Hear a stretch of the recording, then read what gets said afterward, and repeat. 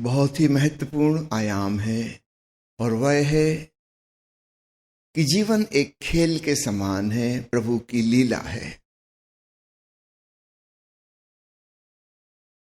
यह एक अनोखी दृष्टि है जो इस देश में पैदा हुई, विशेषकर भगवान श्री कृष्ण के पश्चात गैर गंभीर तरीके से जीवन को देखना, एक खेल की भांति। याद रखना, खेल है तो ही आनंद हो सकता है। अगर गंभीर मामला है, कोई खास उद्देश्य है, कोई मंजिल है जहां हमें पहुंचना है, कोई लक्ष्य है, टारगेट है, तब तो जीवन तनावग्रस्त होगा। वो तो मामला ही पूरा सीरियस हो गया। पश्चिम के दार्शनिक हमेशा सोचते रहे एक लीनियर पैटर्न में, एक सीधी रेखा की भांति। भारत के मनुष्यों की समझ थी कि सब कुछ सर्कुलर है, वर्तुलाकार है। जहां से चीजें शुरू होती हैं वहीं लौट आती हैं।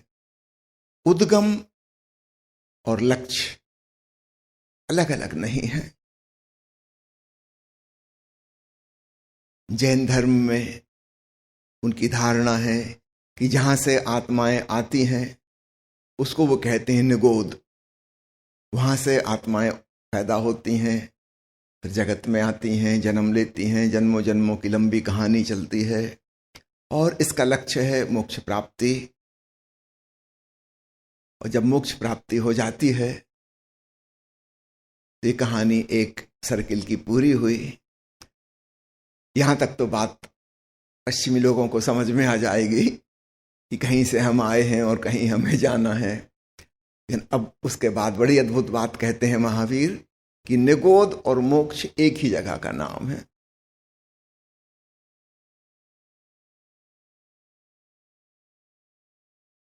ये बात जरा समझनी मुश्किल हो जाती है कि हम वहीं जा रहे हैं जहां से हम आए थे। छोड़ो आत्मा की चिंता, छोड़ो, जगत में अन्य जगह देखो, क्या सर्वत्र ऐसा ही नहीं हो रहा? पृथ्वी गोल घूम रही, सूरज के चक्कर लगा रही, सूरज गोल घूम रहा, किसी और महासूर्य के चक्कर लगा रहा, पूरी गैलेक्सी चक्कर लगा रही, सब गोल गोल गोल गोल। मौसम वर्तुलाकार घूम रहे हैं। अभी बरसात चल रही, जल्दी ठंड आ जाएगी, फिर गर्मी आ जाएगी, फिर बरसात आ जाएगी। अभी जो पानी की बूंदें गिर रही हैं बादलों से, फिर ये नदी नालों से बहती हुई फिर सागर में पहुंच जाएंगी, सागर से फिर भाप उठेगी, फिर मानसून के बादल चलेंगे, फिर जाके वर्षा कर देंगे। अरबों साल से चक्र घूम रहा है, ना एक पानी का नया कण बना, ना एक कण मिटा, वही वही गोल गोल घूम रहा है। कभी अंडरग्राउंड वाटर टेबल हो जाता है, कभी हिमालय के हिमाच्छादित शिखरों पे बर्फ जम जाती है, कभी ग्लेशियर पिघल जाते हैं, फिर घूम फिर के फिर सागर में पहुंच जाता है। आधी दुनिया में गर्मी पड़ती है, आधी दुनिया में ठंड पड़ रही होती है उसी समय। अभी अपने यहां गर्मी है, ऑस्ट्रेलिया में ठंड है।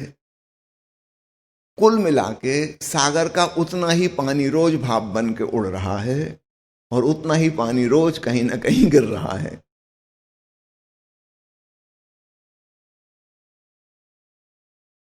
सब चीजें वर्तुलाकार हैं।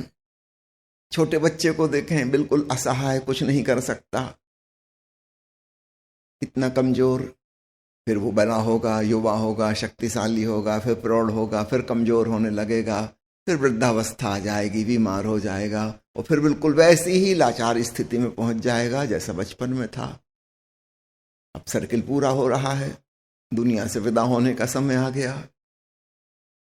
विदा होने का मतलब फिर नई तैयारी, नए आगमन की तैयारी हो गई।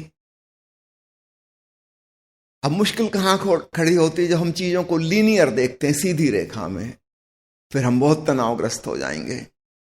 हम हर चीज का मतलब, उसका अर्थ, उसकी सार्थकता, उस पर प्रश्न चिन्ह लगाएंगे। ऐसा क्यों, ऐसा किस लिए, इसका क्या सार है?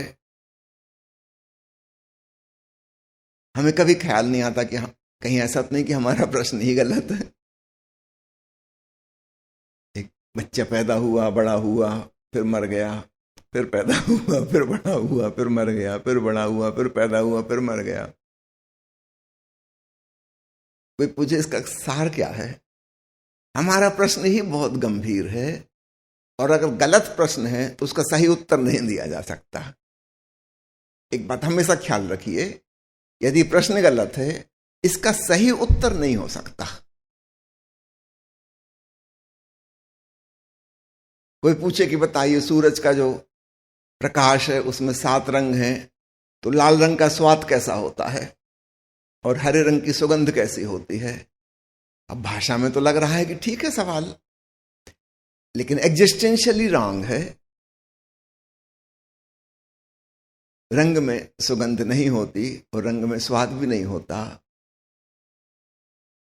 लॉजिकली तो ठीक लग रहा है कि हमने सवाल पूछ लिया तो इसका उत्तर होना चाहिए। अब जो भी आदमी इसका उत्तर देगा 100% वो गलत होगा, 100%।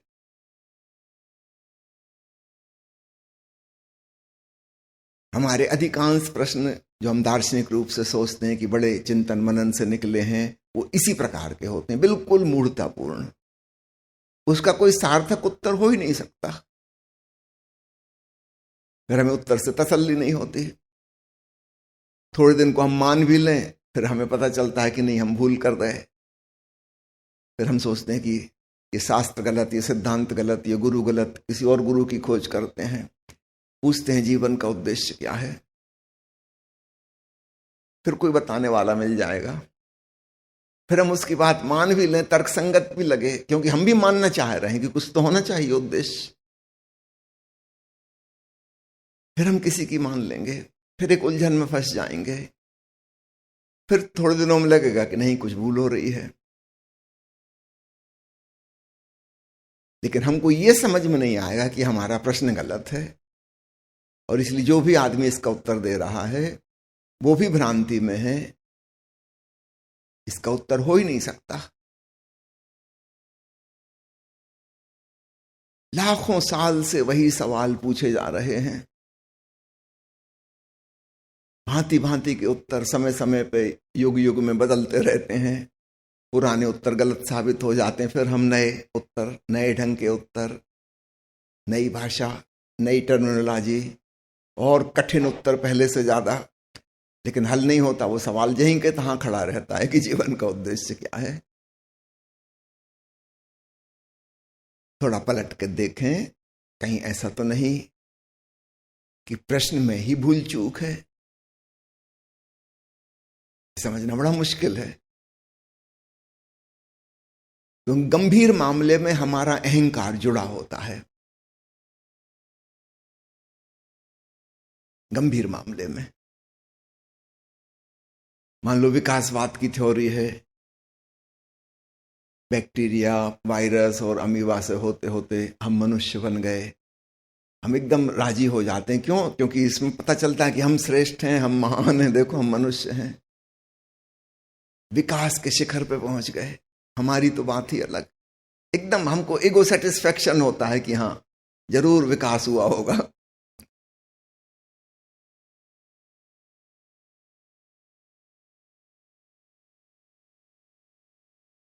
फिर मनुष्य जाति कितनी बार नष्ट हो चुकी है, कितनी पुरानी सब सभ्यताएं मिली हैं खुदाई करने पे, शायद वो हमसे भी ज्यादा विकसित हो चुके थे। फिर समझ में नहीं आता कि इनको नष्ट क्यों कर दिया गया। हम खेल वाली नजर से नहीं देख पाते।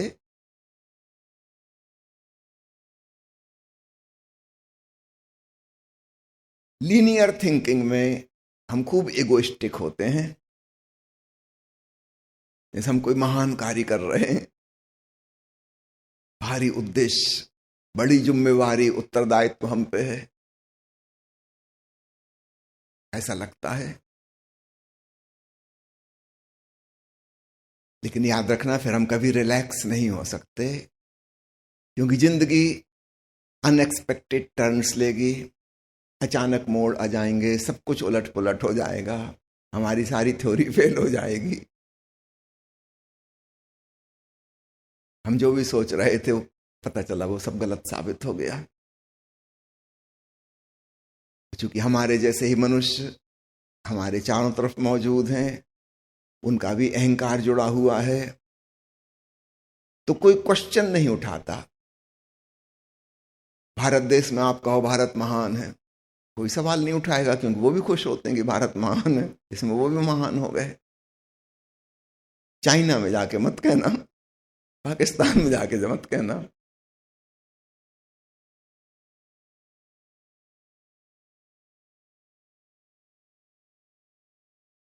अगर हम अपने अहंकार को छोड़ के खुले हृदय से देखें जीवन जैसा चल रहा है, हमें एक बात समझ में आ जाएगी, सब कुछ सर्कुलर है, वर्तुलाकार है। और वर्तुल में ना कोई चीज आगे होती ना कोई चीज पीछे होती। समझो एक थाली है गोल, उसमें चींटियों की एक कतार चल रही है किनारे से पूरे सर्कल में। इसमें कौन चींटी आगे है और कौन सी चींटी पीछे है? हर चींटी के आगे भी बहुत सारी चींटियां हैं, हर चींटी के पीछे भी बहुत सारी चींटियां हैं। और जो सामने से देखने से आगे लग रही है, उस तरफ से देखो तो वही सबसे पीछे है। हमारे आगे पीछे संग हमारा अहंकार जुड़ा हुआ है। विकासवाद की थ्योरी में हम बिल्कुल मानते हैं। एक बार मैंने एक आर्टिकल लिखा, विनाशवाद की थ्योरी। भारी लोग नाराज हो गए कि आप ये क्या कह रहे हो। मैंने खूब मजाक उड़ाई हर चीज की, और तर्कसंगत मजाक उड़ाई, लेकिन कोई राजी नहीं होगा, नहीं समझिए आप मजाक कर रहे हो। मैंने कहा देखिए, पुराने जमाने में जब नई नई घड़ियां बनी थी, कितनी बड़ी बड़ी घड़ी हुआ करती थी, टावर लगते थे, क्लॉक टावर, घंटा घर बनते थे, बहुत बड़ी घड़ी दूर से दिखाई देती थी। फिर थोड़ी छोटी बनी, दीवाल घड़ी बन गई, घर घर में कमरों में लग गई वॉल क्लॉक। लेकिन उसको अपने को सब दिखाई देता है कि ये स्प्रिंग है, ये है, ये गियर घूम रहा है, इससे मिनट का कांटा घूम रहा है। फिर और छोटी घड़ी बनी, रिस्ट वॉच बन गई। अब थोड़ी कॉम्पैक्ट हो गई और जटिल भी हो गई। अब उतना आसान नहीं है, एक एक कल पुर्जे को अपन नहीं पहचान सकते, लेकिन मिस्त्री पहचानता है, वो सुधार भी सकता है, मैकेनिक। फिर और नई घड़ी आई ऑटोमेटिक, और नई आ गई डिजिटल। अब तो समझना ही मुश्किल है कि इसमें क्या हो रहा है, कहाँ से समय आ रहा है। वो तो बिल्कुल एक्सपर्ट हैं, वही समझ सकते हैं। और खराब हो गई, आने हो गई, अब सुधारने का कोई उपाय नहीं। इतना कॉम्प्लिकेटेड और इतना कॉम्पैक्ट है सब कुछ। और फिर घड़ी और छोटी होती चली गई, पेन की टिप पर आ गई, इतनी छोटी। मोबाइल में आ गई, कहाँ है घड़ी आपको ये भी नहीं पता उसमें। अपनी समझ के सब पार हो गया है तो सिस्टम, लेकिन बहुत कॉम्प्लिकेटेड, बहुत कॉम्पैक्ट, अपनी पकड़ के बाहर। उस क्षेत्र के विशेषज्ञ ही जानते हैं। तो मैंने तर्क दिया था कि जितनी बड़ी चीज हो उतनी स्थूल है, वो उतनी साधारण है। और जैसे जैसे छोटी होती जाएगी साइज में, वो ज्यादा कॉम्प्लिकेटेड हो जाएगी, उसके अंग भी अपन नहीं पहचान पाएंगे कहाँ क्या है। मैंने तर्क दिया कि हाथी हैं और भेल मछली हैं और मनुष्य हैं, ये बड़े बड़े प्राणी, गैंडा और भैंस, एक एक अंग समझ में आता है। ये हाथ है, ये पैर है, ये आंख है, ये कान है, ये नाक है, यहाँ से खाते हैं, यहाँ से विसर्जन करते हैं, सब पकड़ में आता है। ये पुरानी घड़ी की तरह है। जो छोटे प्राणी हैं वो ज्यादा विकसित हैं। एक अमीबा में समझ ही नहीं आता इसका मुंह कहाँ है, सांस कहाँ से ले रहा है, खाना कहाँ से खाता है, पानी कहाँ से पीता है, चलता कैसे है। चलो फिर भी उसमें समझ में आता है, अचानक कहीं से कुछ निकल आता है, वो चलने लगता है। फिर बैक्टीरिया है, उसमें तो बिल्कुल ही कुछ भी नहीं है, कोई हाथ पैर जैसी भी चीज नहीं है, कुछ भी नहीं है। आज से करीब 70 साल पहले बायोलॉजी में परिभाषा बन गई थी कि बैक्टीरिया सेल और प्लांट की जो सेल है, ये मिनिमम लाइफ की डेफिनेशन है। इससे छोटी लाइफ नहीं हो सकती, इससे छोटी हो ही नहीं सकती। एक साइटोप्लाज्म, एक सेल वॉल और एक न्यूक्लियस, इतना तो चाहिए ही चाहिए जीवन के लिए। उसके बाद जब बड़े बड़े इलेक्ट्रॉन माइक्रोस्कोप बने, जो लाखों गुना बढ़ा करके दिखाते हैं, तब पता चला कि अरे वायरस भी हैं।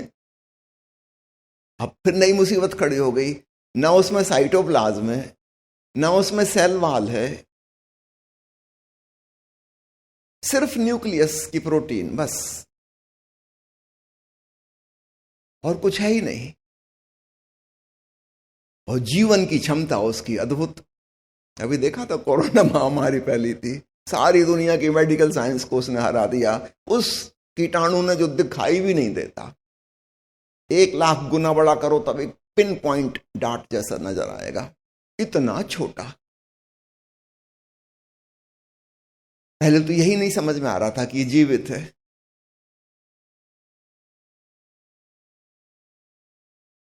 उसमें जीवन की क्षमता सर्वाधिक है, सर्वाधिक। बड़े बड़े प्राणियों को वो खत्म कर देगा। हाथी हार जाएगा, बड़े बड़े पहलवान हार जाएंगे उससे।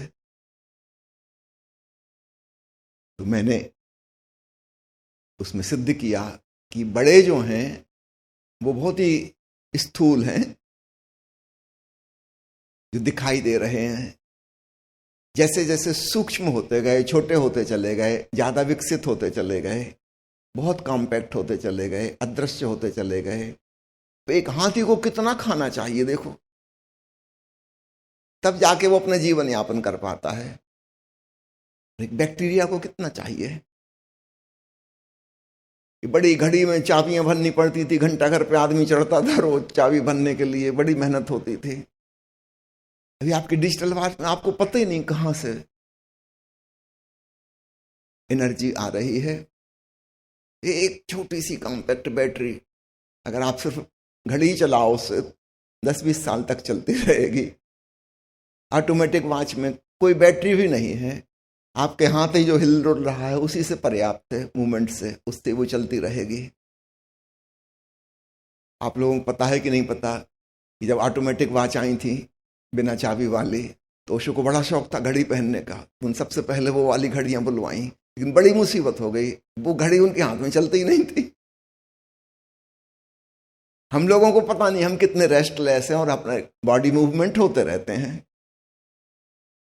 ओशो तो बिल्कुल स्थिर रहने वाले, तो हाथ हिले डुले उसी के मूवमेंट से तो वो चलने वाली थी। उनकी घड़ी बस थोड़ी देर चले फिर बंद हो जाए, फिर थोड़ी देर चले फिर बंद हो जाए। आखिर उनको छोड़ना ही पड़ी। पहले सोचा कि ये कंपनी की ठीक नहीं, दूसरी कंपनी की बुलाओ, तीसरी बुलाओ, पर दूसरे लोग पहने जब उसी घड़ी को तो सब ठीक चल रही है, वो पहने तो बंद हो जाए। फिर समझ में आया कि इसको तो मोमेंटम चाहिए अपनी बॉडी मूवमेंट से।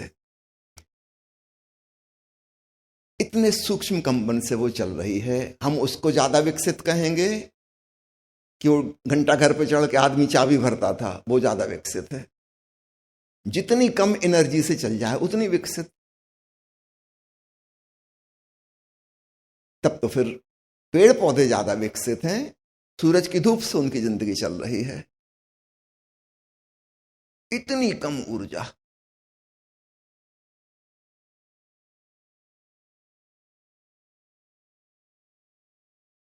अद्भुत। हम लोगों को तो बहुत सारा चाहिए खाने को, तब जाके शरीर चल पाएगा। काम तो आखिर उतना ही हो रहा है कि हम अपनी जिंदगी जी रहे हैं, फिर संतान उत्पन्न कर दी और खत्म हो गए। तो इतना तो बैक्टीरिया भी कर रहा है, वायरस भी कर रहा है, बल्कि हमसे बहुत फास्ट स्पीड से कर रहा है। आपको पता है वायरस की ग्रोथ रेट कितनी है? 20 मिनट में डबल, 1 से 2 हो जाएगा। 40 मिनट में 2 से 4, 60 मिनट में 4 से 8। आप 24 घंटे का कैलकुलेशन करना, 1 से 1 अरब हो जाएगा 24 घंटे में एक वायरस। अगर हमारी सांस में एक वायरस चला गया 24 घंटे में तो निमोनिया कर देगा, हमारे पूरे लंग्स को ब्लॉक कर देगा। वो इतनी फास्ट स्पीड से बढ़ रहा। कौन ज्यादा विकसित है? सबसे बड़ा प्राणी है हाथी, गर्भकाल 2.5-3 साल का, तब जाके एक बच्चा पैदा होगा। 125 किलो का बच्चा पैदा करना है तो 2.5 साल तो लगेंगे। मैंने उस आर्टिकल में लिखा कि आप खुद गौर से देखिए कौन ज्यादा विकसित है, बड़ा या छोटा। जीवन को देखें तो सब प्रकार से है, छोटे की सपोर्ट में है, बड़े की सपोर्ट में नहीं है। हाथी और वायरस की जब भिड़ंत होगी तो हाथी मरेगा, वायरस नहीं मरेगा।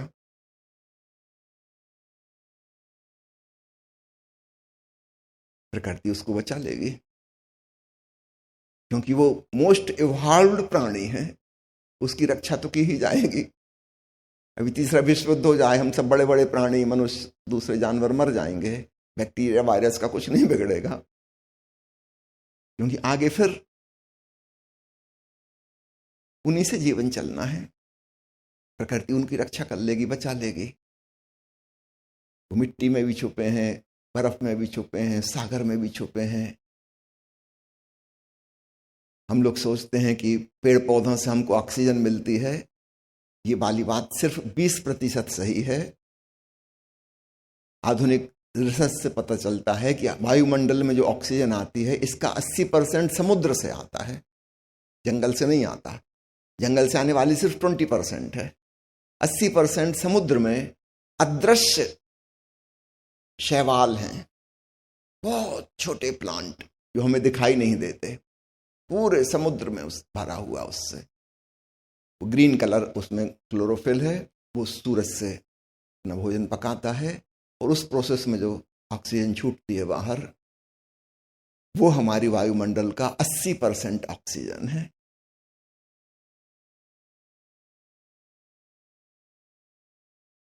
हमारे सोचने का ढंग है, कौन विकसित है कौन अविकसित है। मेरी दृष्टि में तो जितना सूक्ष्म है, जितना बारीक है, वह उतना ही सक्षम है, और उसको समझना भी मुश्किल। इसके भीतर ये सारी घटनाएं कैसे घटती हैं। हमारे में तो समझा जाता कि ये हृदय है, ये पंप कर रहा है, यहाँ खून पहुंचाया, ये लिवर है, ये खाना पचा रहा है, समझ सकते हैं। एक वायरस के अंदर, बैक्टीरिया के अंदर ये सब लंबी कॉम्प्लिकेटेड प्रोसेस कैसे हो रही हैं, ये सारी प्रोसेस उसके अंदर भी हो रही हैं, और कोई अंग समझ में नहीं आता किसमें है। It's miracle how it is happening.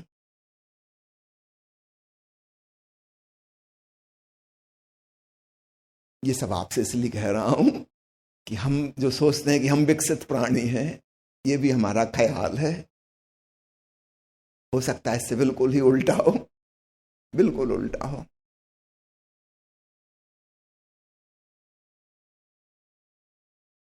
जितना सूक्ष्म उतना ज्यादा इवॉल्व्ड। अगर हम ऐसी दृष्टि अपनाएं तो सारी बात ही बदल जाएगी। मैं इसलिए ये सारी बातें कह रहा हूं कि हमको हमारी सोच पर भी प्रश्न चिन्ह कभी लगाना चाहिए। इसका बिल्कुल विपरीत भी सही हो सकता है। और विशेषकर जो हम पूछते हैं जीवन का लक्ष्य क्या है, ये सवाल सैकड़ों बार पूछा जा चुका है मुझसे,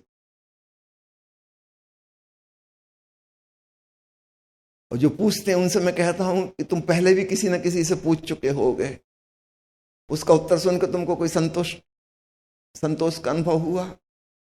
अगर हो गया होता तुम दोबारा पूछते ना। अभी भी पूछ रहे, इसका मतलब वो उत्तर फेल हो गया। मैं काउंटर क्वेश्चन पूछ रहा हूं आपसे, मैं जवाब नहीं दे रहा हूं, एक प्रति प्रश्न पूछ रहा हूं कि क्या उद्देश्य होना जरूरी है?